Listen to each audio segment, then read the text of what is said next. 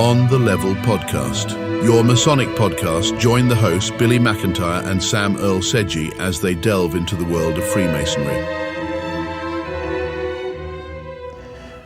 Hello and welcome to yet another On the Level podcast. I am your host, Sam Earl Sedgey, and with me, a massive honor, a massive privilege to have my brother, my blood brother, warrior in arms, Billy McIntyre. How are you, Billy?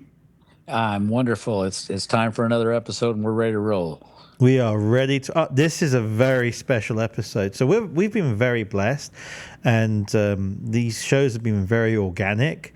And today we are going to be interviewing the most worshipful Grand Master of the state of Illinois, free and accepted ancient Masons. What is it? The free and accepted ancient Masons. Am I right? I think I'm right. Absolutely. And he is the one and only David Lynch. And this, I'm geeking out. I mean, most worshipful Grand Master of the state of Illinois, David Lynch, of free and ancient accepted Masons. Well, if you've been, yes, go on. Go ahead. No, he is the head of the Freemasons of the state of Illinois. So he is it. And was a huge privilege to interview the Grand Master of the state of Illinois, the most worshipful Grand Master of the state of Illinois, David Morgan. We have our Grand Master, David Lynch, coming on very soon. And by Joe, what an interview. Well, it's great. And what I'd like to say is for those of you that have been listening since the very beginning, and I know there has been some because I can see the numbers. You can't hide from me. I'd like to say, you have to be thinking, where can they go from here? Oh, we've got a lot of things planned for you guys. Just to hang on for the ride. It's just going to keep getting better. Mate, what blows my mind away is the warm reception, excitement of people coming on. They've listened to the podcast. They like the format, which is just very laid back and organic, and the enthusiasm that goes through the interviews. And what we talk about is always really exciting. We never have enough time to finish the historical things that we want to talk about, like whether it's the Knights Templars or the history of the Freemasons and all that kind of stuff. But we will, and we keep promising, but we will. What we want to do is get these series out, these first initial episodes out, which are really kind of like introductions into Masonry. Who are the Scottish Rite? Who are the Knights Templars? Who are the leaders of our fantastic organ? What is the vision? What is the soul of the organization? What is our purpose? And also dispelling all the rubbish. There's so much rubbish that's written about us and nonsense and all sorts of things. But you're right. We have the all-seeing eye. We see everything and everyone. Well, I'd just like to say, we don't. if we're really going to take over the world, I can't wait to get that call because I'm still waiting. Yeah, I'm still waiting. Nobody's getting it organized fast enough. No, not really. No, it's like, where's my Donica Bob? Even though how ridiculous. Yeah, it's just silly. So let's talk about Blue Lodge. Let's talk about the craft, because that's what we really, in essence, this episode's about. It's about being a Master Mason. It's about being a brother, and the great honor it is in being a Master Mason, and the experiences that you and me have had in being a Master Mason. And I'll be honest, I think I said this before in one of the episodes, is the reason why I joined late in my life was because of all the nonsense and lies and falsehoods about being a Master Mason, all the conspiracy theories, all the absolute myths, and some of them are really ugly lies about Freemasons and Master Masons. And as a 20-year-old, as a 20-year-old, a person who believes in God, a Christian, doesn't want to go against like the Ten Commandments, right. And that's kind of a scary thing, especially when you have the internet and all these conspiracy theories. And in the end, when I did join, I did go through everything. I became a Master Mason. there was none of that. And when I went through, became a Knights Templar, there was none of that. And when I became a 32nd Scottish Rite Mason, there was none of that. And just for full disclosure, I'm currently Judge Advocate for the World for the International Order of the Odd Fellows. That's a worldwide organisation, and I'm a member of the Sovereign Military Organisation of the Temple of Jerusalem, which is a Knights Templar organisation.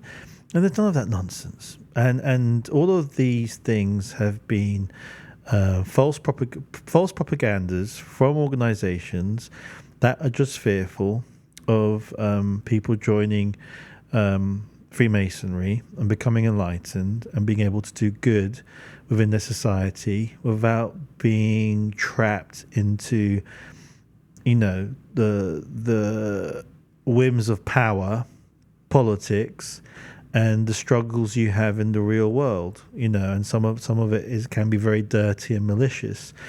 And one of the most profound things for me when I became a Master Mason was being on the level. The fact that I've been around the world, I've been in lodges where you've had some seriously senior figures in the establishments of certain countries, and you're treated like a brother being on the level. And I've met people who have humble backgrounds, and again, being a brother on the level. And it's been such a wild and humbling experience that you're just treated as a brother, and you listen to them, and you can have merry times together, and you can have festive board meetings afterwards where you drink, and here you drink soda and water. In England there's a bit of wine in the festive boards, and you do toasts, and it's really that camaraderie, that spirit of being among good men. And then once your lodge is kind of like sorted, it's about what can we do for the community around us. And so that's why Freemasonry, I think, is so special, because it challenges men like myself and others to not only to be good men, but to be better versions of themselves constantly. And I really and I really feel that it has changed me to be a better version for myself. What are your thoughts, Billy? Well, my thoughts, and before we go any farther, that's why Sam and I wanted to call this podcast On the Level, because if you really think about it, that's what makes Masonry different than any other organization you can be in.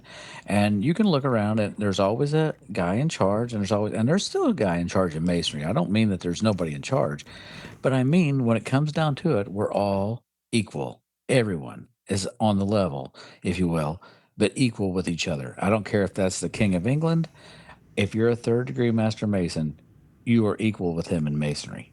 And don't get me wrong, the Grand Master is the Grand Master, and you respect that title and you respect what he's doing because he has the power to do this.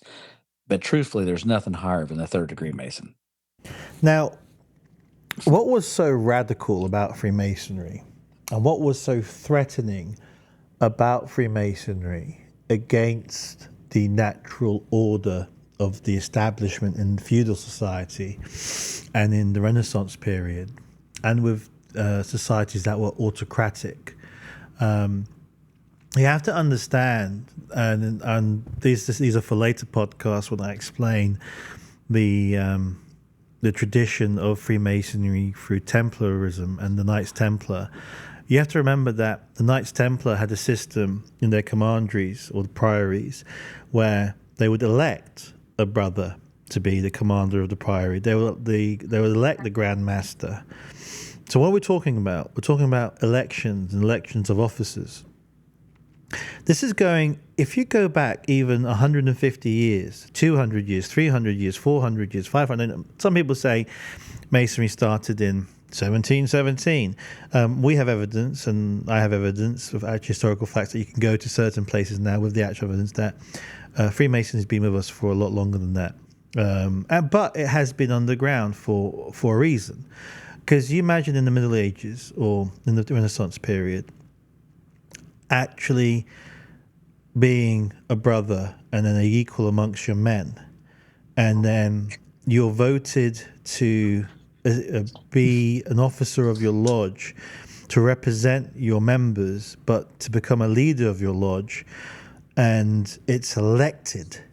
This is what's really important, because prior to the formation of the United States of America in 1776, and let's talk about old Europe and the empires, that idea of communities getting together and electing was very, very, very rare. And sometimes it wasn't even there. It was more of aristocracies, autocracies, places where if there was any liberalism, it was in the noble class or merchant class.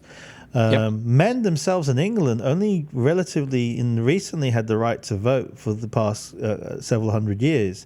It's not been something that was given.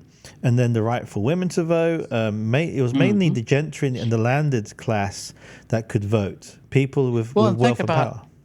Think about in the Middle Ages, and this isn't a slam against any church or religion or anything, but the church and the king had all the power, and they battled amongst each other about who had the power. When Masonry come in there and says you're all equal, well, that just strips their power away from them. Exactly, and that's why they didn't want any of that. And that to the church back then, of the Catholic Church, there are many Catholic Masons, but we're not talking about the church today. But back then, with the power it had with the king, that was heresy, that was heretical, and that was a threat. And even today, and so you might say, "Oh, what's he talking about?" Well, Freemasonry is banned still, and it was banned in the USSR. It's banned in the PRC.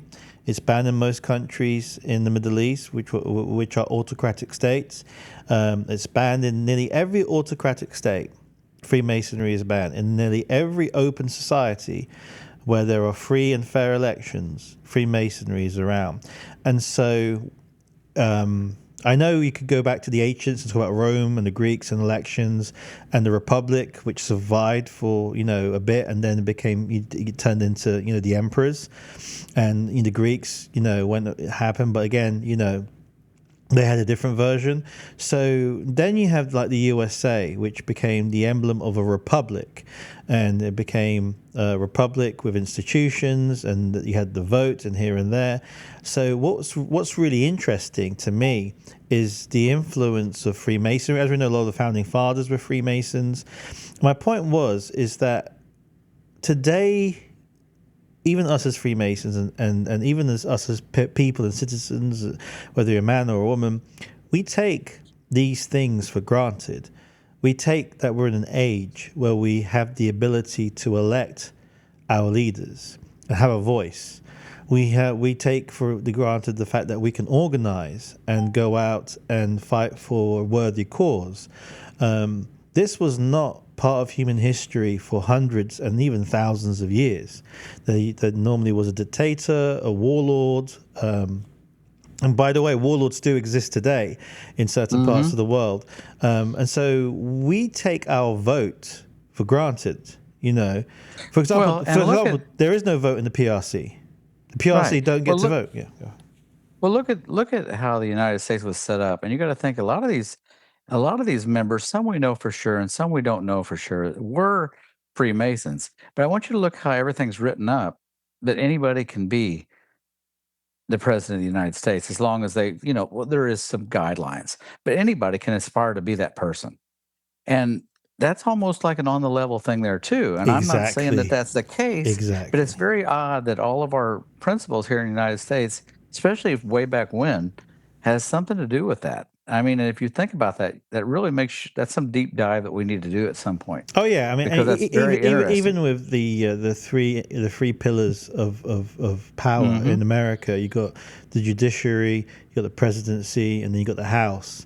That's very emblematical to me of the Worshipful Master, the Senior Warden, and the Junior Warden. And what's really interesting is, the Worshipful Master relies on the Senior Warden. The Senior Warden has his officers who he relies on, and so does the Junior Warden. So you have kind of like a rotation, and you have officers, if you do it properly, officers who are working with other officers to get the lodge running. And it's just a beautiful way the lodges are run and how bylaws are implemented and rules are followed. Yeah. So there's a lot to talk about. So why have we gone down this route? we're trying to talk about how ancient not only the order is, as we're ancient and free accepted Masons, but also the profound effect we've had over time in history, and good men, many Freemasons having fantastic positive impacts in our society, and really how we've carried that tradition today, where many of us, including ourselves to some extent, may take granted for. And for me, that's our history is so amazing. It's so amazing that there were Masons in other countries more autocratic than, or more dictatorial, Yes. that basically continued. And the one thing that we don't do, that's kind of like, that is forbidden in the temple, in the lodge, is we don't talk about religion and we don't talk about politics. And that brings men together. And it's really Yes. interesting. It brings Because if you men. think, look at how this country, what it's divided about over right now, politics. And in the past, it's been divided over religion. That's two things it is very, very controversial. And that's what Masonry did, was take that right out of it. They took that whole controversy right out of it. And what else does it do? It builds tolerance. Hmm. You do get to meet people who are of different opinions, who are on the different spectrums, but you are able to sit down and just listen. And especially when politics and religion are not discussed, you actually learn more about that man, and you actually understand. And not, so does he. So you kind of more come together in the middle, Right. as a brotherhood, and try to work out what is the best for, let's just say, the community or the lodge or what we're doing. And so there is that aspect, and then there's the aspect that we don't really touch on, and we should look into it. There's an immense amount of charity. So, for example, in England, there is over every year. There's about the 20 plus million pounds is given away in charity to, I believe, non-Masonic organisations. I know the Masons and Freemasons in London, they support the London Metropolitan Ambulances, and they even got our Masonic insignia on that, which has been a huge thing, which is fantastic. Yeah. Here there is a lot of charities that the Grand Lodge of Illinois push, and our most worshipful Grand Master goes through some of them very briefly, how many we do. And charity is very important. It's an integral part of our core being, of who we are, to be able to give to those who are in distress, the orphans, the widows, our brethren in distress, the wider community, to be able to have an impact and help those who need the help more than ourselves. And what's really cool is the common sense saying, hey, we're all about charity, but look after yourself as well. Look after Yeah. yourself first. Look after your family first. Look after those around you first. And when you're able to give. You know what I'm saying? And Yes. that to me is kind of huge. And so without any more of my rants, because we've got about 12 minutes, because I've got so much to unpack and we've got so much little time, and there's so much more deeper concepts of Freemasonry, of why this is. I mean, just the words peace, health, and plenty. And there's a lot more in the ritual.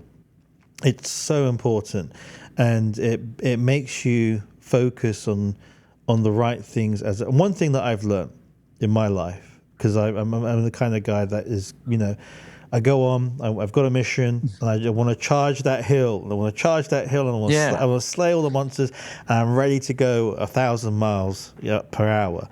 And now my mantras changed in life, and Well, Freemasonry makes you see that there's so many things that you can be involved, so many different directions you can go. If you're interested in helping this charity, that charity, Masonry pretty much has them all covered. If you really get down to it, we do I Foundation with the Knights Templar. We do scholarship for kids, especially in the Grand Lodge, but also in Scottish Rite. I mean, you look at, we do the chapter does things for autism. And the Grand Council, they do things for the nurses. I mean, you look all, and that's just a few of them. There's so many more. absolutely. That's not the Shriners have got the Children's Hospital. if you're wanting to do any kind of charity with anything, you can find that in Masonry, and it all starts with the Grand Lodge because it's what the Grand Lodge had. It started all this. And it's all. You know, when you get to hear what the Grand Master has to say, you're going to see so much because this man has really put his heart and soul into it. And this Grand Line, if I may be so bold to say, I've never seen a Grand Line get along as well as these guys. These guys all working, they're all pulling in the same direction. None of them's looking for glory. They're all just looking to make Masonry better for the people that's in it. And you can't ask for more than that. I mean, that is what, if anybody's looking for anything to believe in, there it is. One could say, Billy, it's a super grand line. And I think you hit the note there. They're not looking for their own glory. That's what's really huge. All the glory is for the order. And really, all the glory is for the God, or what we call the grand architect of the universe. And that's a very temporary thing to say as well. Not to us, O Lord, not to us, but in thy name all thy glory, which is actually in the Bible. And that's one of my mantras. Yes, we want that kind of amazing glory. We want that success. We want to, but we don't want to bask in it, because the glory is not for me or for you or for the guy next to us. The glory is for a more higher being, a greater effort. Yep. And that's what it's for. And it's amazing to see this grand line and just being inspiring. And that's what you need. As we're talking about this off air, and I was saying, for me to be activated, for me to go out and, do inspiring things, you need to have inspirational leaders to inspire you. And so then that's what we've got in Illinois, in my opinion, with the Grand Line. I saw that with the Deputy Grand Master of the Grand Encampment. I was ready, and you'll hear his interview. I was ready to pull my sword, and I was like, dude, just tell me where to charge, and now slay the monsters. And just the amount of inspiration and energy and power and kind of like focus he had in just, Well, David Lynch isn't any different. And he's the same David way. Lynch, He's very inspiring. Mate, David Lynch. When you listen to it, dude, I was just ready to get on my war horse, get my battle axe like King Richard III in the Battle of Acre, and just charge basically, and do whatever I'm supposed to do, and continue to build and recruit good men. And really, what Masonry needs. And the issue we have today, and this is actually discussed in the news and the media, is that men are losing themselves. Men are becoming more lonely, more isolated, especially younger men. Men are trying to find their purpose. Yes. They're trying to see where they're going, and they can't see anything. They can't see the road down, and there's just fog. They got no clue. And I'm telling you, if you're listening into this and you're a non-Mason, and many of you are, and you're looking for a sense of purpose, and you yourself, and I'm not, you yourself inside you're a good man. Knock on the door if you're ready. And I would say, get your ducks in order, get your house in order, get yourself in order, get yourself a decent profession. Whether you're a carpenter, whether you're a builder, whether you're a doctor, whether you're a nurse, whether you're a clerk, whether you're a lawyer, or attorney, whatever it is, make sure you got yourself sorted. And once you got yourself sorted, come and join the greatest fraternity on earth, and be prepared to become a better man by going through the first 3 degrees and becoming a Master Mason. And then and the reason why I say get yourself sorted is then you're ready to give. Then you're ready to do more. Then you don't have the distractions you have around you in life, and then you'll open the doors to something that would just inspire you to do more. And it's quite, dude. Me being a Freemason and in Illinois, and going to England and meeting my brethren there as well. It's been one of the best experiences of my life. It's really me too. It's really grounded. I've said it before in many, many different podcasts that we've done already. The only regret I have in Masonry is that I didn't join 20 years earlier, because I see how much this has brought me. And I guarantee, and Sam will tell you too, I've had friends all my life. I've been one of those guys that I can get along with people. I can get along with almost anybody. Some I find closer, but I can get along with almost anybody. You don't have friends like you have in masonry because these guys will do anything for you. And it's a wonderful, wonderful feeling to know you got guys that'll have your back. Mate, it brings you peace of mind. It makes you think about more deeper things, and there is a lot of deeper things in masonry that I can tell you. There's a lot of profound things that will blow your mind away.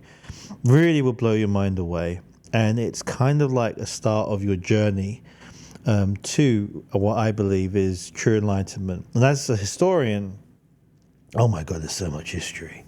There's so much history, and when you connect the dots, and that's what I've been very privileged to do, is a lot of our history starts to make sense when we connect the dots, and there's a lot of untold history that when you bring Freemasonry in the fold, you get a better picture. And it's always this struggle. And I always say we are rebuilding the Second Temple of King Solomon. And for those of you like, what's he talking about? Well, you'll find out if and when you become a Freemason. But yeah, a great fraternal order. There's a lot to unpack. There's the history that we've got to discuss, Billy, and I believe the interview we did with our most worshipful Grand Master of Ancient and Free Accepted Mason of the state of Illinois, David Lynch. I think there's more to unpack with him. I think we just touched the base with him, and kind of like for us and for the listeners, the introduction. And we've got so much more to discuss and extrapolate from him, because he talked a lot of things that we haven't touched about, which is ritual and learning the ritual. And it wasn't learning the ritual for the sake of the ritual, but the meaning behind it and understanding the meaning behind it. And that only goes through growth, your personal growth, and the time. And for some of us, it may take years or decades to discover it, but it's totally worth it. And so I just can't wait for you guys to listen to this interview. Listen to someone who has been a man and a Mason for decades. Someone who has achieved, very few of us ever live to become a Grand Master. And before I can end this, just to give you kind of guys the structure, all the official lodges, Grand Lodges, are chartered by the United Grand Lodge of England. Then basically they're all independent. They run their own organizations. We all have the same kind of similar structures in place, and we're all united brethren around the world. And for you to get more information and join us, just make sure it is a Grand Lodge of the state. Make sure it's the official Grand Lodge, because there are some clandestine. And the thing that destroys our name is there are clandestine fraternities that call themselves Masonic, and they're not. And they do weird stuff that they shouldn't be doing, that we don't do. And so always look out for those. Always reach out to some like the Grand Lodge of Illinois or Indiana, or the Grand Lodge of England if you're in England, or the Grand Lodge of Canada, and make sure you don't go into the wrong place, because there's some people who claim this and that, and they're not, and they do weird and crazy stuff that's got nothing to do with us. And it's very easy to delineate them between us if you just walk through the right path and contact the Grand Lodges, and they will set you straight to what lodge in your area you need to contact to do a petition. Here in the United States, all you got to do is look up Grand Masonic Lodge of whatever state you're from, and it will put you on the path of where you need to be. And you can say, I'd like to join. Where should I start? And they will put you in a good place. Absolutely. So this is, gentlemen and ladies all listening in, and for those ladies who are listening in about Freemasonry as well and are interested in piquing their interest is, this is the best place for your husbands to go. This is the best place for them to be in an environment that not only promotes hope and charity, faith, hope and charity, it also makes your partner a better man. It's made me a better family man. It's made me think more about my legacy and my family a lot more, and the importance of family. And it's better this than a lot of other places we could be. Hey, and there's no ladies in the lodge, so you don't have to worry about your man hanging out with some women. That's right. And it's a very honorable, noble fraternity. Something I'm very passionate about. And that we all are. We're all very passionate about it, and we all want it to, keep on growing and keep on rebuilding and doing well. But without any further ado, because there's so much to unpack, and we will unpack what it is to be a master mason. A lot of the stuff about being a mason in later episodes, but we need to move on to the actual highlight of the show. And so, as normal, as the tradition we're doing on the podcast, have you any last words, Billy? There's nothing more I can add to this. Godspeed to you all, and hope to hear you back again next week. Okay, hello and welcome back. I am extremely honored. It's a great privilege to have the most worshipful Grand Master of ancient and free and accepted Masons of the great state of Illinois. And I am your host, Sam, and obviously my partner in crime, the one and only Billy McIntyre. How are you, David, sir? I'm great there, Brother Sam. How are you? I'm most worshipful. I am geeking out. I am geeking out. And let us tell you how honored we are to, first of all, to get you to take your time. I know you're so covered up being busy, and thank you for taking the time to help us out with this and get the message out to the people. Oh, there's no problem. It's an honor that you asked me. And without further ado, David Lynch, how did you get involved in Freemasonry? Give us your origin story in the footsteps of entering into this fantastic fraternity. Oh, you were there last Saturday, right? You heard it. Yes, I was. Yeah, I can go over it again. A construction carpenter and work was slow in the '80s, and guy asked me to come down to Illinois Masonic Medical Center, and they want to do start an in-house construction program, and I did a job down there. He wanted me to come down there and do another job, and I said, "Jesus, hired." So he hired myself and a friend of mine I brought, and for 90 days, then was another 90, and was 120, wound up being 20 years. Never thought if we got back to the same place we started remodeling that hospital, we'd be out of a job. But hospitals are always building and improving everything. So it was a good job. And we got down there, they were building a wing right up the middle of the hospital. Hospital goes around in a block. And this was called Center Court. And it was called Olson, the Olson Rug Company, the guy that owned that. He was a big contributor. Anyway, the maintenance carpenter asked me if after a couple of years if I ever thought about being a mason. I have no idea what it was. A young family. I was involved in a lot of stuff. And I told him, no, I don't know what it's about. And no, but they went to dedicate the building as all Masonic things happen. Senator Bob Dole was the guest speaker.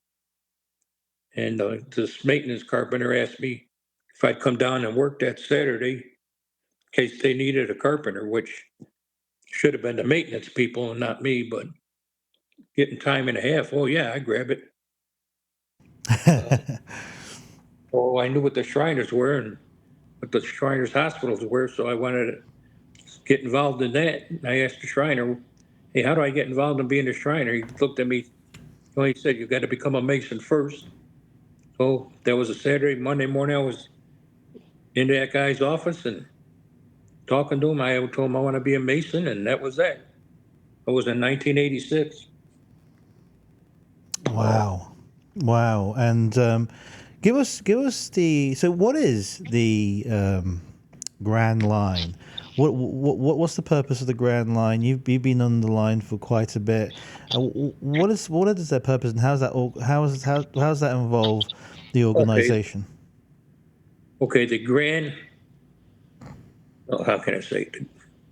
The Grand Lodge is every member in the state of Illinois. That is the Grand Lodge of Masons. We meet annually once a year in October at the Grand Lodge session, where they discuss the legislation, They hear the different reports of the committees. That is the Grand Lodge. The Grand Line, all we do is we maintain the business of the Grand Lodge. No, can't make any alterations in it. But of course, we have this Grand Master gives dispensations to the code for meetings, and we do dedications and cornerstones and all sorts of things the Grand Line does.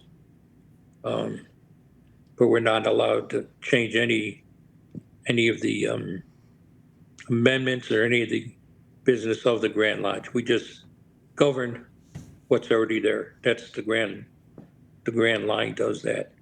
And there's 6 corporations we have. There's 5 charitable corporations, and then the Grand Lodge. So, and you become Grand Master, you're president of all 6 corporations, and you're the director or the president, whatever they want to call you, and you're responsible for what goes on with those corporations. So we keep an eye on the budget. We keep an eye on what's happening with them, and especially the charities and how the money's being spent and used. And it's, it's quite a job. And when I first got on the Grand Line and I heard them talking about budgets and everything else, I thought, and I'm only a tradesman. How am I going to know all this? But by the time you get up 10 years later to be Grand Master, you understand it. No, absolutely, absolutely. So, what has your experience been like whilst being Grand Master? Well, Sam, I'll tell you what.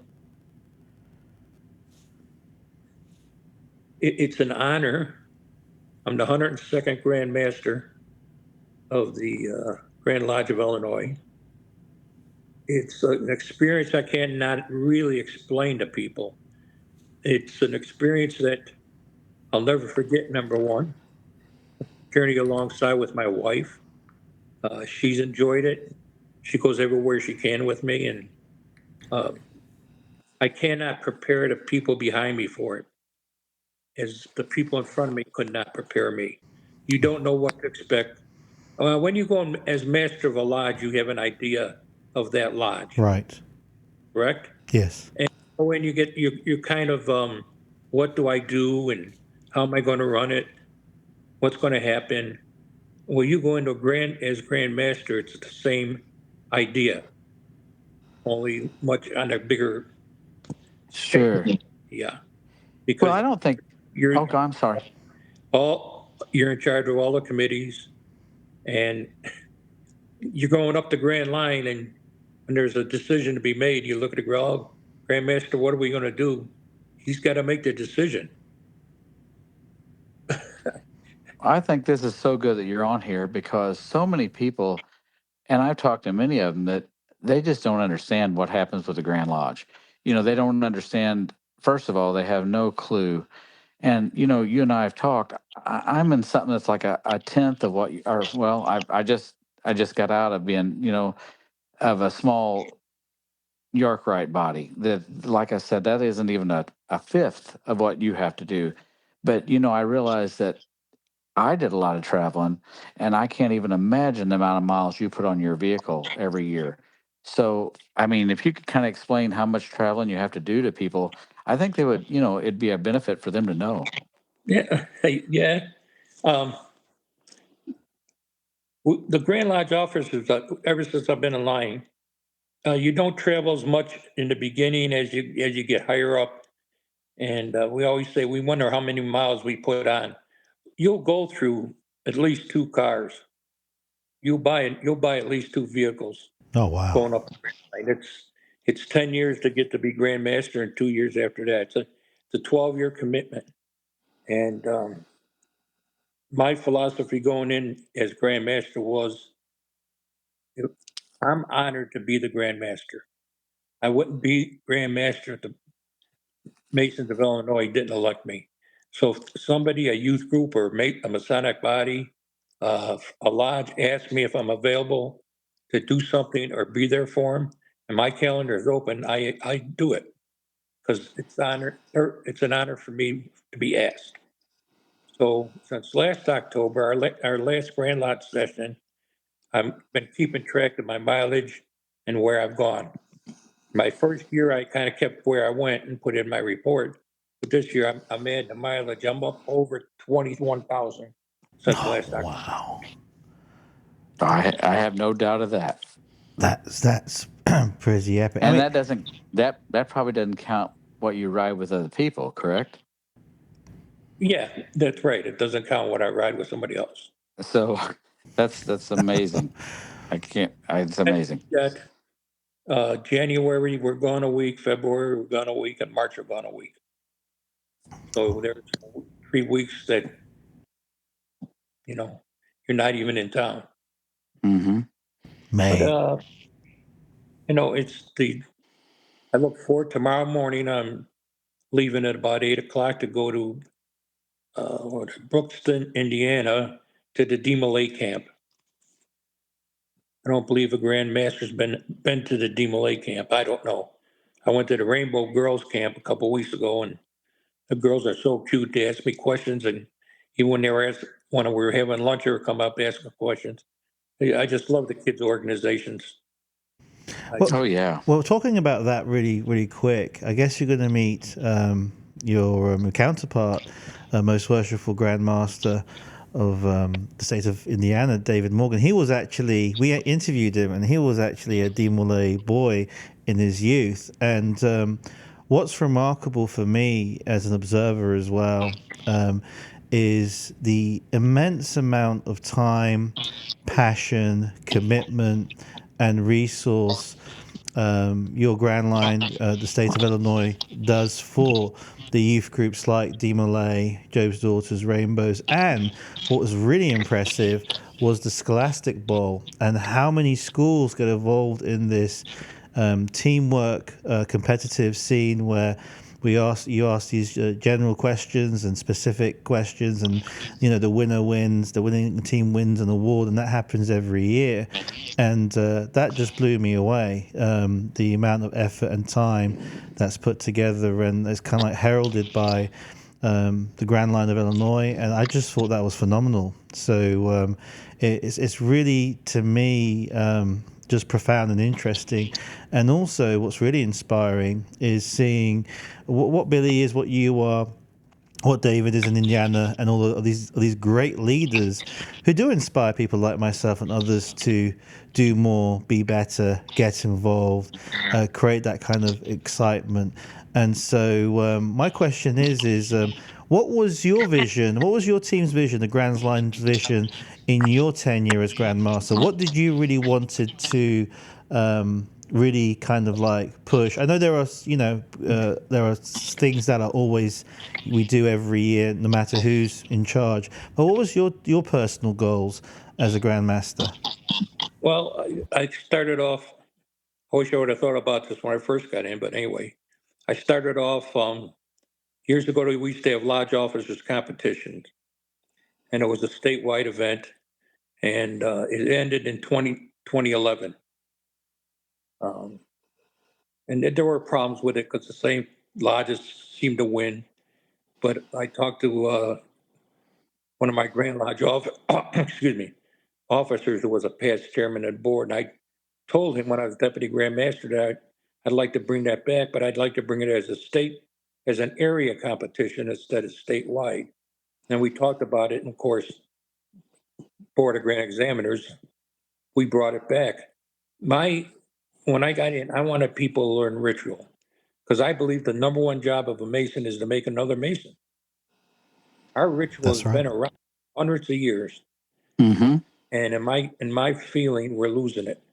We have people who are not memorizing, not learning the word, um, and we need to do that. Uh, Well to me, said. I think years ago when they developed that short form catechism, that was a mistake.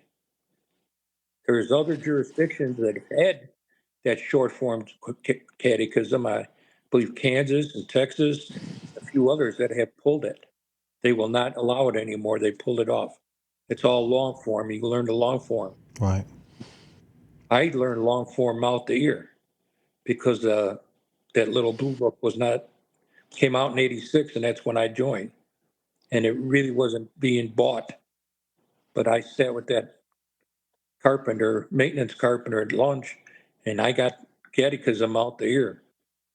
So you And, tend and to, and David, that's actually they've done studies of this, and it's empirical now evidence that you learn better orally and you memorize better orally faster, especially when you're doing it with somebody else. So the ancients as well, that way of doing it, that memorization, is more profound from reading it. Now, here's something that's really interesting, and I'm kind of like I smiled when you mentioned the officers competition, and let me kind of explain to listeners what that is. So. And it's really cool because my lodge entered it, and what it is, it's showing how proficient you are in the ritual of the first and second and third degree, and really it's the opening and closing, and that is kind of like the essence of it. But there's actually more to that, which me and the my brethren at Creve Coeur, which actually won our area, which was really humbling. It wasn't just learning the ritual, there was a bonding experience as well, because we all turned up every week and practiced. We all put effort into it. We all are, we all work, we all have family, we all have other commitments, but when we got together, and we were making, and what was really great about practicing was showing our flaws, all the mistakes we're making, and you learn a lot. And even through the competition, when you have the grand lecturers who give advice, and the grand lecturers are kind of like our great teachers who have learned a lot of who know all the ritual in Blue Lodge, our craft lodges basically, and are there to make us better ritualists. And for me, it was an amazing experience because a lot of the ritual, and I'm just going to try to extrapolate what the most worshipful Grand Master of Ancient and Free Accepted Masons was saying, is there are some really profound things that you learn in that ritual. And I was doing the senior warden, and as learning it and memorizing it, it really made me think about a lot of the words that were said and the meanings behind the words. And that kind of reflection not only kind of like helped me just do the ritual, but actually improved myself in my moral thinking, in my ethical thinking, in what it is to be a man. And it's actually, it took me several years, but it's not just about learn the ritual, learn these lines. It's more about, as you memorize them and as you think about them, you understand the meaning more. And as you grow as a man, more profound the meanings become. And some beautiful pieces of ritual in all three of the degrees, even in the opening closing, like your responsibilities to your fellow brethren, to the fellow lodge. And so, although the officers' competition on paper this is a guys where you guys go and compete and show how proficient you are, I think the reason why you brought it, that's not really the case. What it really does, it brings the brothers of the lodge together. You practice, you work hard together, you're like in a team, and you kind of like bounce off each other. And when you present yourself, whether you win or lose, it's the winning and losing is not the thing, it's the fact that you took part, and now you're more proficient in this ritual. And I think, I don't mean to speak on your behalf, David, but no. I think the point is the ritual's so profound and the meanings are so deep, and sometimes it takes people like myself years to understand the meanings behind it, like peace, health, and plenty. Those things are so profound when you grow as a man and you have family and you have kids and you interact and you have daily struggles in life, not only in work but in the workplace and interactions with people, that it really not only makes you a better person, but actually you become more enlightened. And I think that's what our most worshipful Grand Master of the State of Illinois is trying to say, is that ritual is so important because the meanings that have been passed down through the generations by our brethren who are here before us, our ancestors, this was done purposely to enlighten us and really make us really good men. And that's the point behind the ritual. Because a lot of people are like, ritual, why do I have to memorize these words? What's the whole point? And for someone who's been through it and has with the team, it was a whole team effort, and we actually grew. We all felt not only good for obviously winning the area, but there was a sense of calm and peace. Like, okay, a lot of us are now understanding the ritual a lot better. We're more comfortable in ourselves. And if I can give any real quick advice when we're doing ritual, because when I used to do it, I wasn't really fast in doing it, but I wasn't nice and slow. And I always say now, go slow. And that go slow mantra that I'm talking about, that's not go slow in just ritual. That's go slow. If you want to build something like a project, and you want to do a project well, a business project, a life project, a family project, don't rush into it.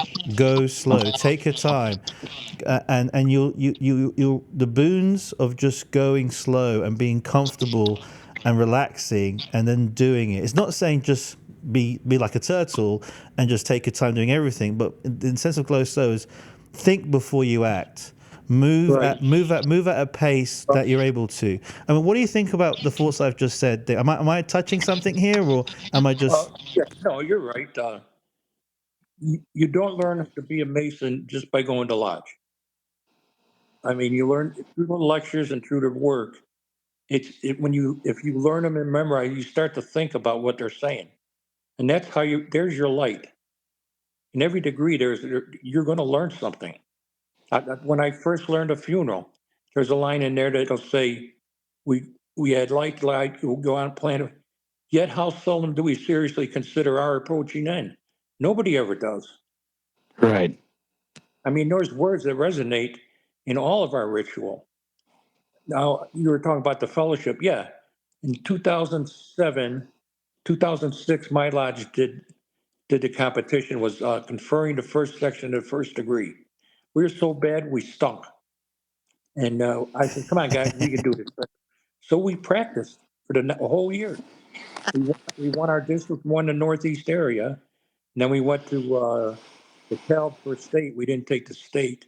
I think we were third, but we had so much fun doing it. But everybody walked out with knowing more. And and I know, masonry is not learned overnight. No. And And ritual, everybody learns right? at different paces too. That's what I always Yes. try. You might not be one that might be somebody that can memorize it the first time you look at it. Oh no. You know, You know how many times I but try to learn that installation of officers? I I can't even tell you. I'll get to it and get pulled away from it for 2 weeks. I'll come back. I don't even remember what I learned the first time. So when I do them now, I actually read it because I don't know it. But I mean, right. it takes me a long time to learn, and I got to Oh, lock myself in my bedroom, shut the door, and keep after day, night after night. I'll tell you, the first lecture I learned was in 1987. Guy bought Howard Norton was his name. Gave me a blue book. He bought it when they first came out because I told him I wanted. I was so impressed by the game. They gave me everything by memory, mm-hmm. and he said, "Learn to charge of the candidate in the first degree." And he says, "Here's a book." And I remember he handed me the blue book. The book is standing work. And I looked at it, I said, okay. Well, I brought two friends of mine in and I gave them that charge. Now, we didn't do multiple degrees back then. Mm-hmm. And then after I did that, he says, you're doing that real well. Now learn the senior deacon's lecture in the second degree. And I opened up a look at that and I looked at him. I said, are you crazy? Yeah, that's a hard one. If you learn that lecture, there's nothing in that book you can't learn. I learned it That and I gave it to the same guy. And it's a beautiful lecture. I mean, it is beautiful. the lectures, lots of them are so gorgeous, they stick with it. But there's nobody does a perfect lecture. I very rarely ever heard one done. Even grand lectures, they make mistakes, but they're fast to pick out mistakes when they hear them. Just, I can hear the Ah, mistake. and I'll make a ton of mistakes, and I know I made them, but it's funny. I'm going to give you a hint about doing any work. And I gave this to Greg Clark's brother, and he does that MSA degree, Uh-huh. their MSA, and I've heard Yeah. him give that 3 or 4 times, and he was kind of nervous. And the grand lecturer told me this. He said, any lecture, if you're going to do any work, take 2 or 3 deep breaths in and out slowly.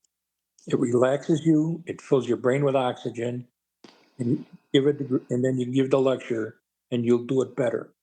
And just this past that icon, Greg Clark's brother's doing it again. I says, I so enjoy hearing you do this. He says, what you told me a couple of years ago, I do. I take those deep breaths and it works. I said, I've been doing it for years.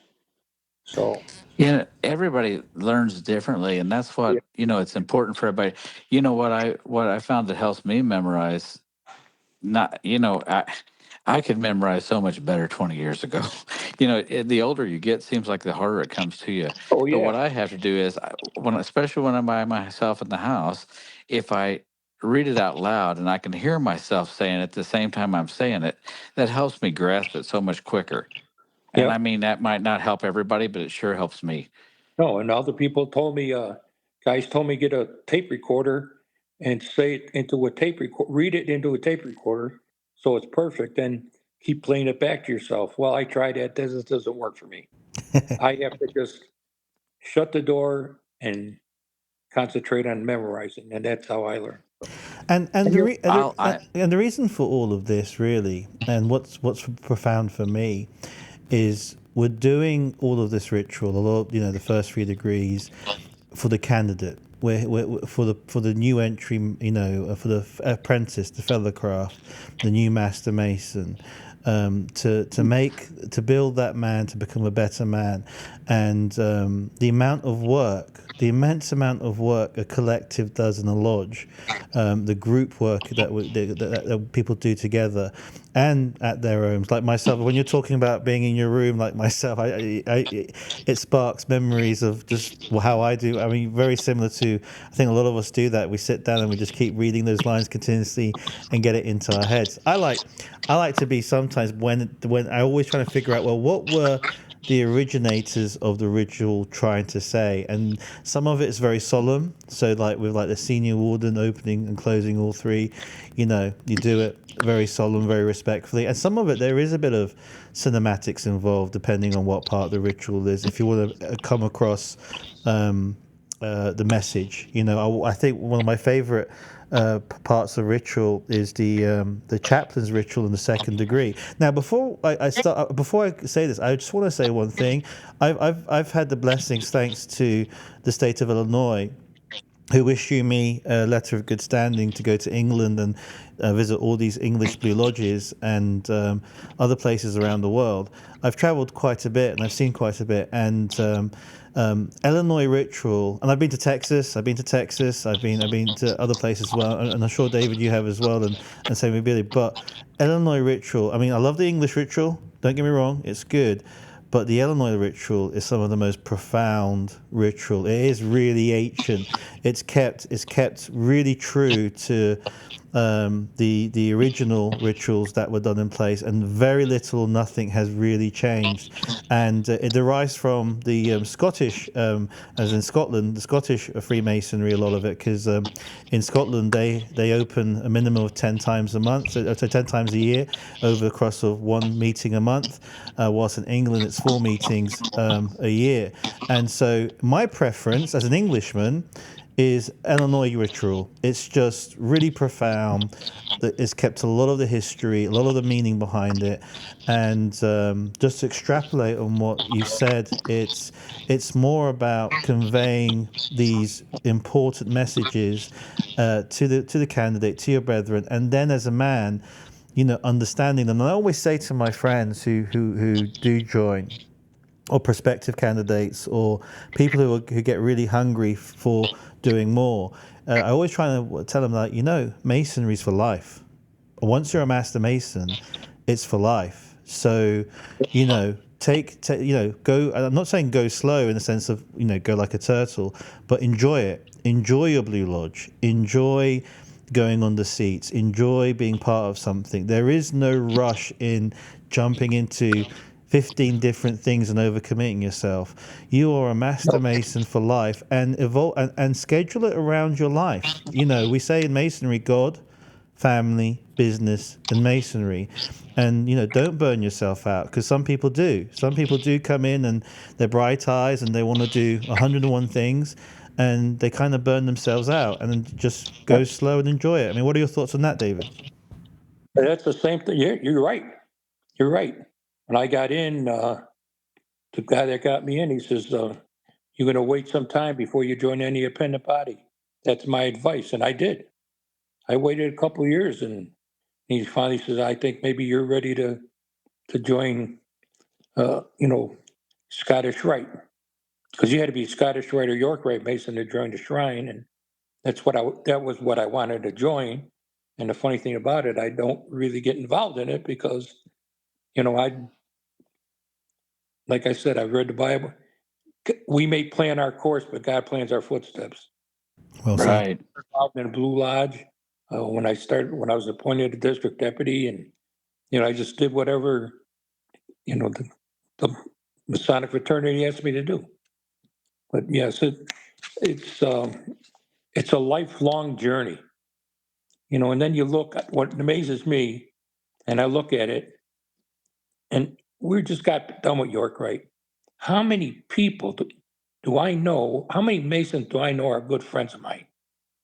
I had never met them Right. in joining Masonry. I mean, and we get together, we have fun. Your Grand Line, I'm going to say your Grand Line because it is.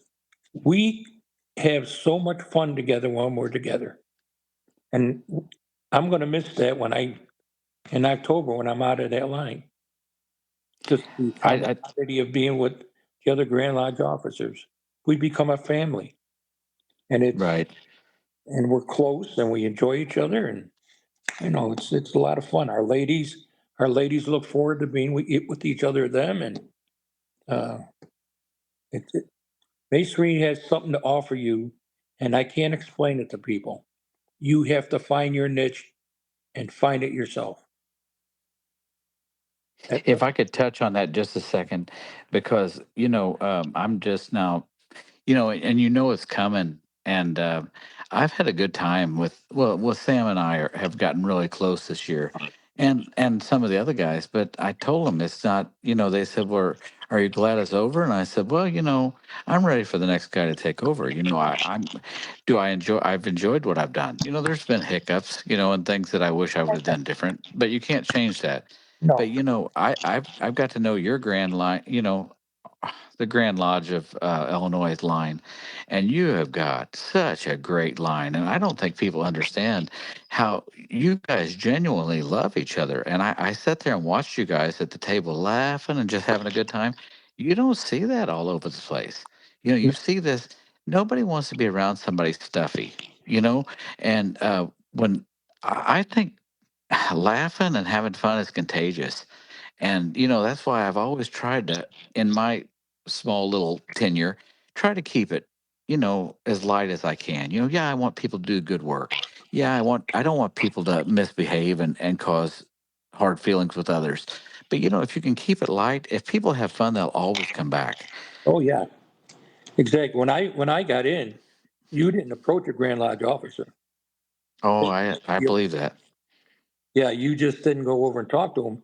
But we encourage people to come over and talk to us and talk to us. I'm a Mason just like everybody else, and that's my feeling. I'm not any better than anybody else. Mm-hmm. I got a title, I worked for it, and I got a responsibility, and I do the responsibility. But a lot Sure. of times I tell them, my name's Dave. You can call me Dave. It doesn't bother me. I'm just like you, but we all have to band together and be like that. Uh, yeah, we have a good time. My lodge, the guys in my lodge, we get along. And Billy, there's guys that they cause problems, just not going to get along. But Right. we, earlier in the year, took the deputy grand master myself. One guy brought another guy up on charges. I says, come on, we're going to meet you guys halfway. And we sat down and talked. I made them talk to each other. Right. They talked their differences out, walked out as friends. That's amazing. That's That's the way amazing. it's supposed to be. It's just there's so much we could get into, and I'd love for you to talk to us again. But I know we're running out of time, but before we get completely done, I've had other people ask me, and so I'm going to throw it out here so that because if one person's asked me to ask you, I know other people are too. So, how is somebody that's been in masonry for a while and they're really excited about it, and someday they would like to get in the Grand Line? What advice would you give them to work towards that goal? Well, I think you would want to become a district deputy. When it's Mm-hmm. out to the area deputy, give them your name because we look for district deputies. That's and district deputy to me.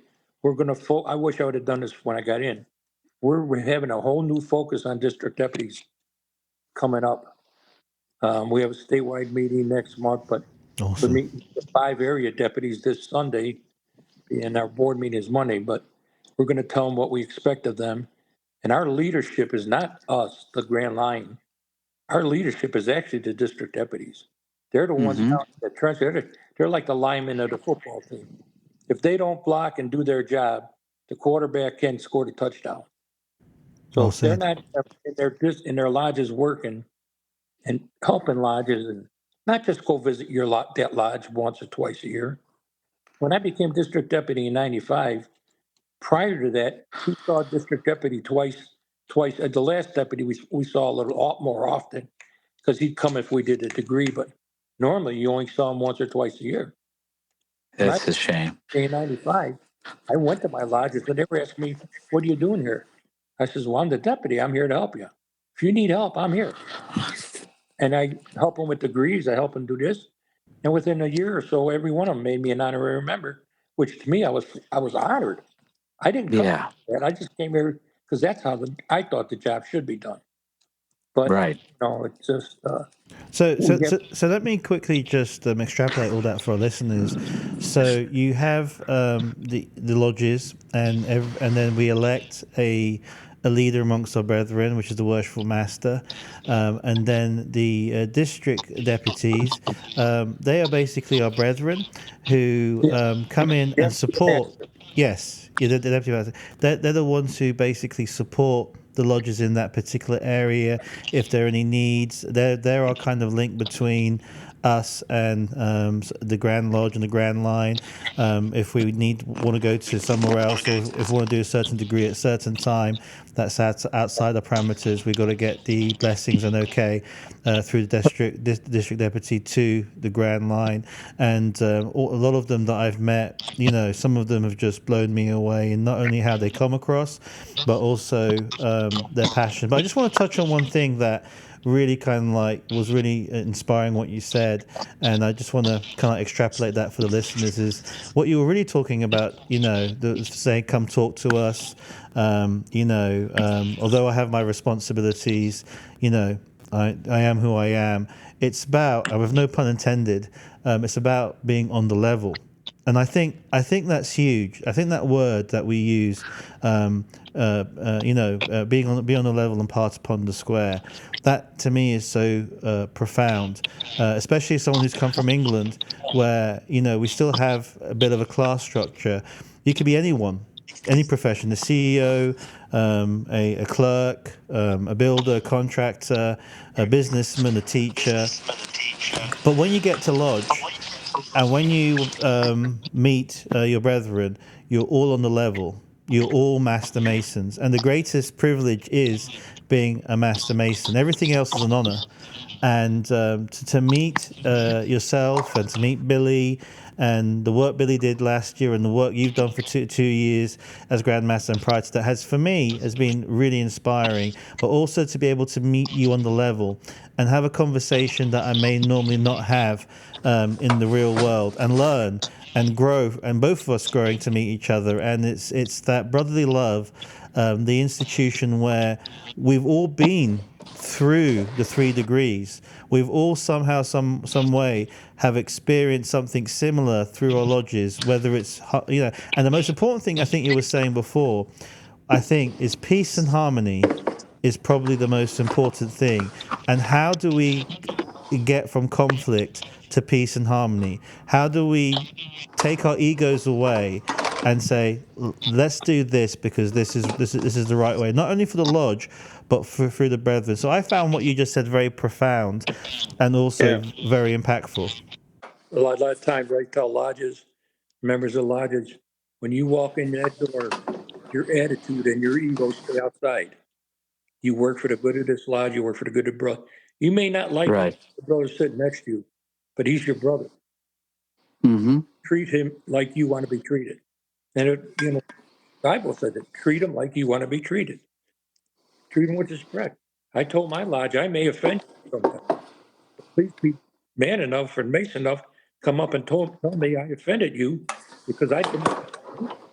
You can stop me. I said, because if you offend me, I'm going to tell you. Right. Doubt about it. But yeah, So many things could be don't solved so easily hold if a somebody grudge. would just. I always tell people, don't hold a grudge because the only one mad is you. That's everything is water under the bridge. You can't change it. So you got two choices. Forget about it. Just forget about it. Do yourself a favor. So, Forget about it. You'll feel better. yeah, so many things could be solved so easily if people would just be willing to talk to each other. Exactly.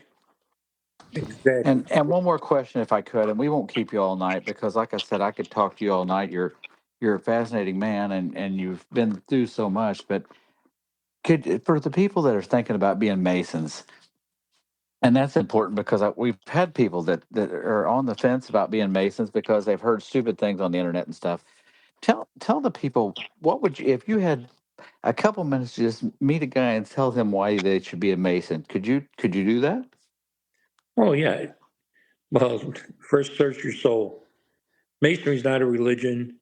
It teaches you to be honest, be a moral person, to treat everybody as equal as yourself. And in doing that, you're going to be a better person.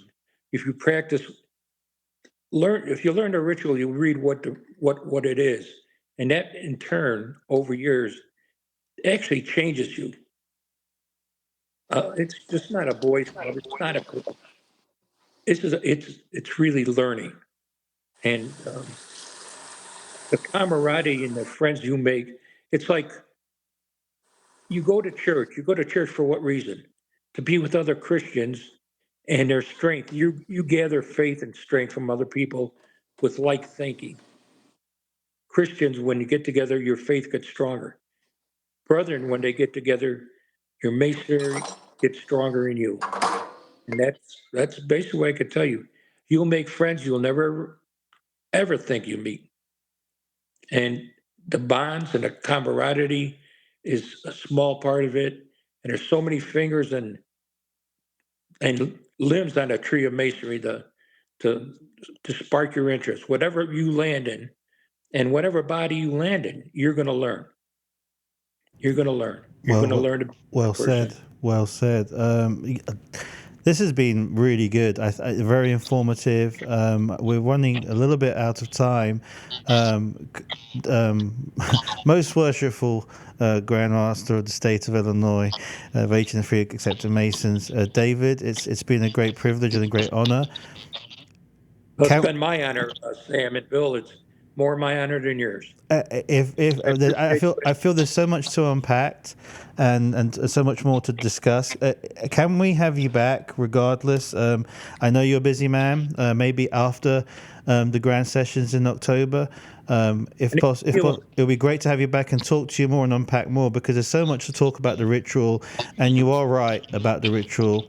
You are spot on about the fact that there's a lot of things to unpack, and it has changed me. It has changed me a lot through my experience, and I'll give you one real quick example. Because of Freemasonry, because of taking on the chaplain role, not only in different organizations, but just loving the ritual. I'm now going to hopefully be doing some part-time work with the British Armed Forces as a chaplain, hopefully, and helping the men and women there. And that would not have happened. And they have a special chaplain, which is a non-religious chaplain, although I'm a Christian, so I'll be doing a bit of both. I would not have done this, me being me, 5-10 years ago. It would have never crossed my mind. And just the charity as well. You touched on that, and I think we need to talk about that maybe next time we have you on. Just being aware of those in need around us, and sometimes understanding that we're it. Us Masons are it, and there's no one else there. There's a lot that we do that we need to, I think, get together and unpack again, and discuss how much of an honor it is being part of this fantastic fraternity and being part of this band of brothers who. And I always feel like in this era, and I want to talk to a bit more deeper later, maybe next time. I feel like we're rebuilding the Second Temple of Solomon. We go through life and phases, and so does Masonry. There was a point where we had the first temple, the great growth of enlightenment in the 19th century, and then we had 2 world wars, which literally wiped out a lot of our brethren on both continents, basically. And I think since then we've just been rebuilding and trying to understand and merge with the new world, as so to speak, with the technology and everything like that. So there's a lot to unpack, and it's a great blessing and a great privilege to have you. Billy, have you got any last words? Well, I would like to just tell you thank you.